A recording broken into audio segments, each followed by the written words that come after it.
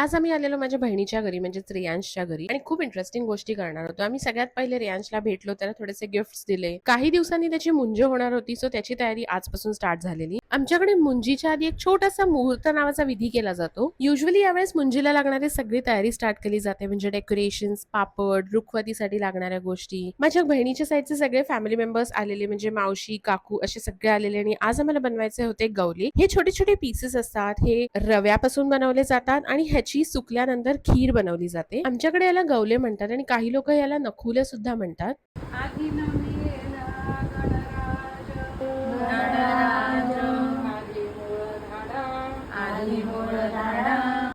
असेच 2-3 तास गाणी म्हणत एन्जॉय करत कधी वेळ गेला कळलंच नाही आणि वेळ आलेली आम्हाला पापड बनवायची. उडदाच्या पिठाचे पापड बनवायचे होते. हे पापड माझ्यासाठी खूप फेवरेट आणि नॉस्टॅल्जिक आहेत, कारण आजी लहानपणी समर वेकेशन्स मध्ये हे पापड बनवायची आणि पापडापेक्षा इम्पॉर्टंट आम्हाला त्याची पिठी असायची.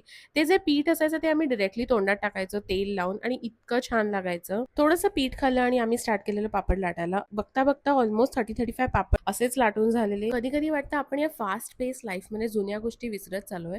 म्हणूनच असे छोटे छोटे रिच्युअल्स, ट्रेडिशन्स आणि मोमेंट्स आपल्या लोकांसोबत जगणं खूप इम्पॉर्टंट आहे, कारण फक्त आठवणी नाही तर त्यांच्या गोष्टी, सवयी आणि संस्कार पण पुढच्या जनरेशन्स पर्यंत पोहोचतात. सो या हा होता माझा आजचा